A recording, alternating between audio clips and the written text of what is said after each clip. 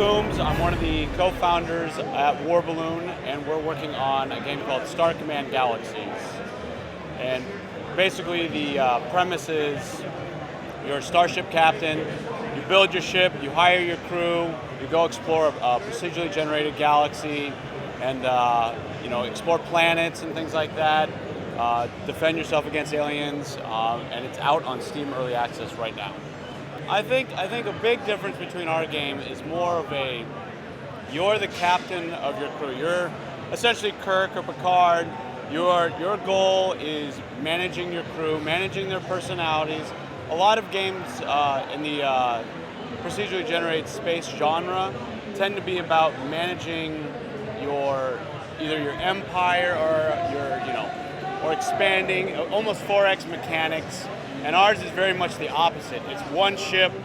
You're not a part of any empire. There's none of those types of mechanics. No resource collection or anything like that. It's just you, kind of like a Sims meets FTL type thing.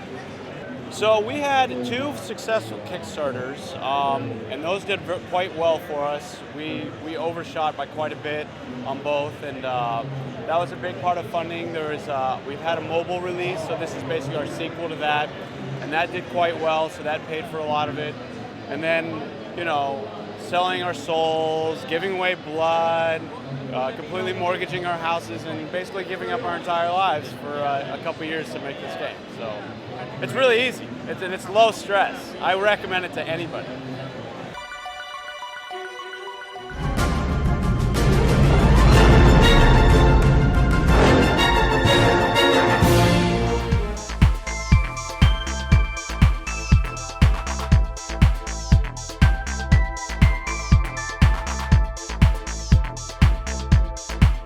Hi, I'm Anna, and my game is called Mindfork, and it's a game that will fork your mind. That is the line that we're using. And the game is basically you're like a little white spaceship, and you're traveling around the environment, and the environment is evolving and trying to kill you, and you're supposed to survive. Yeah. It's a 2-button control. It's a very minimalist game. 2-button control, and today we're having people press bananas to control the game, but you can control it with anything. You can plug your friend in and control. But for the iPad version, we're not shipping bananas. You can make it yourself, but it will be a 2-button control system. Our Zan, our coder, really loves trying stuff out. So he did this makey thing, and he tried it on our game, and he was like, I should bring this to the show. People will love this. And I was like, I'm not sure, but people seem to be liking it, so I guess people like tapping on bananas. We try not to take ourselves too seriously. All our t-shirts have dumb shit on the back of them, so yeah.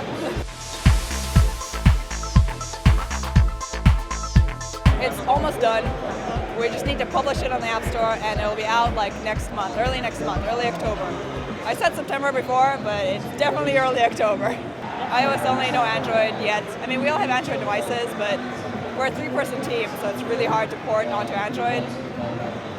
We're getting there.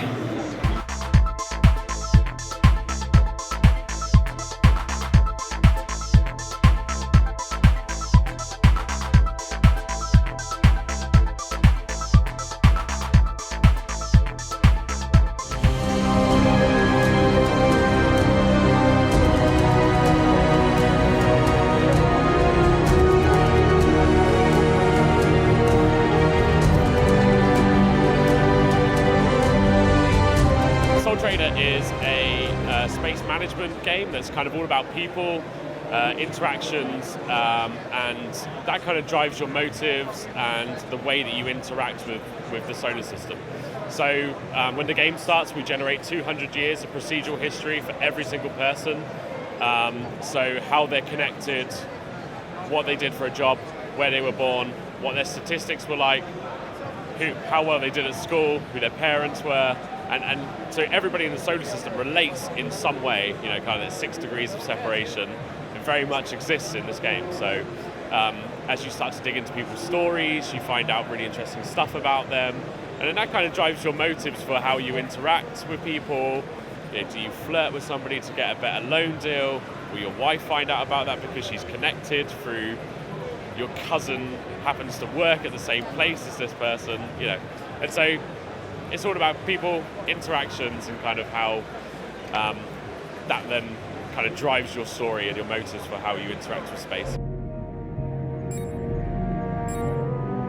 We have to be unique, and we very much kind of focus on our kind of USP and what's interesting about our game, and that's kind of like the social interactions as I kind of mentioned. We've got all of kind of pirating and being, trading goods, and you can be a bounty hunter, a mercenary, very much like some of the other games.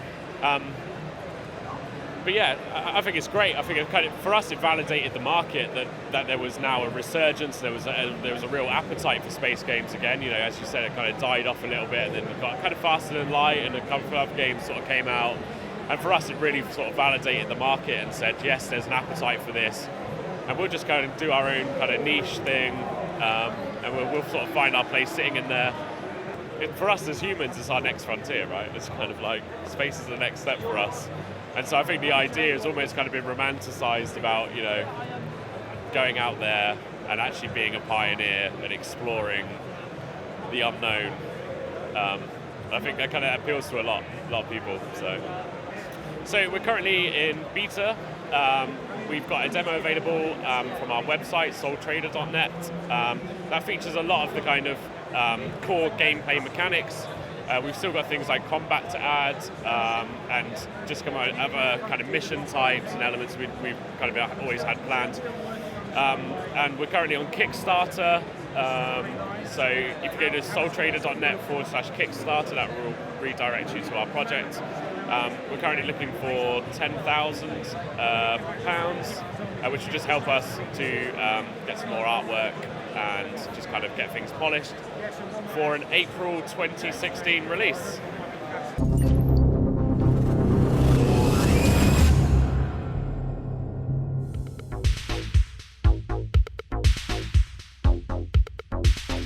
I think what's going to really help the industry more than anything is going to be non-corporate. So indie guys becoming the new Nintendos and the new Sonys of the world.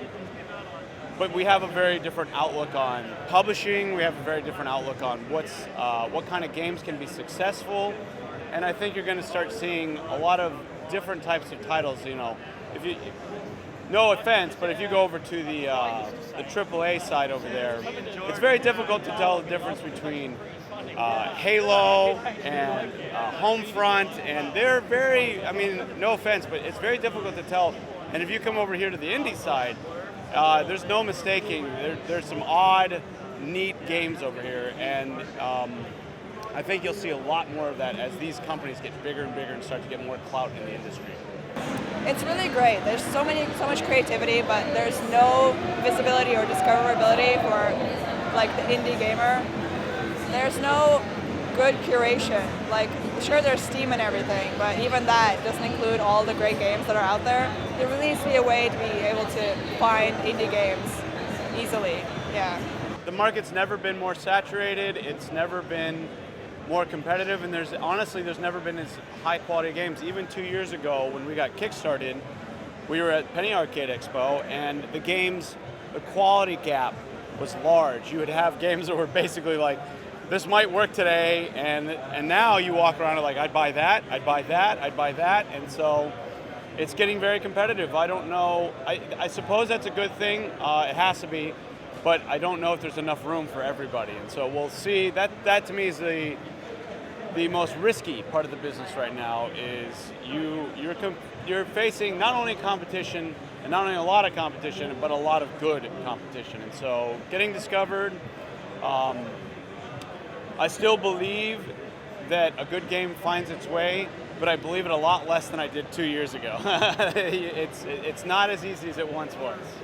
It's oversaturated, I guess, if you don't like awesome stuff, but it's just all great. So there's loads of stuff, but it's all great. You just need to find out what your genre is, and there really needs to be like a Match.com for indie games. Like, they'll partner you up with your favorite indie game.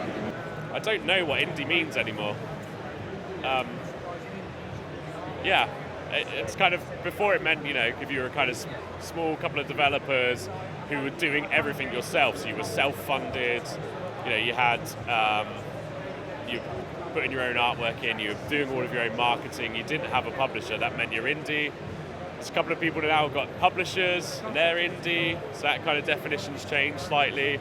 So yes, I don't entirely know what indie is anymore, but I love the resurgence in kind of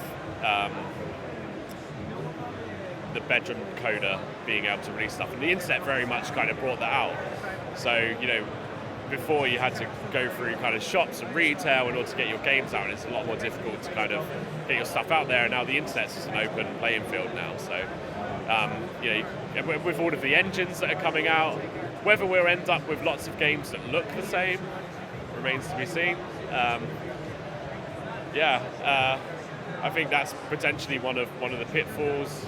It's quite a low barrier to entry to making games now, and so whether that affects quality with the saturation, and I think that with determination, the real great games will rise to the top and get the recognition.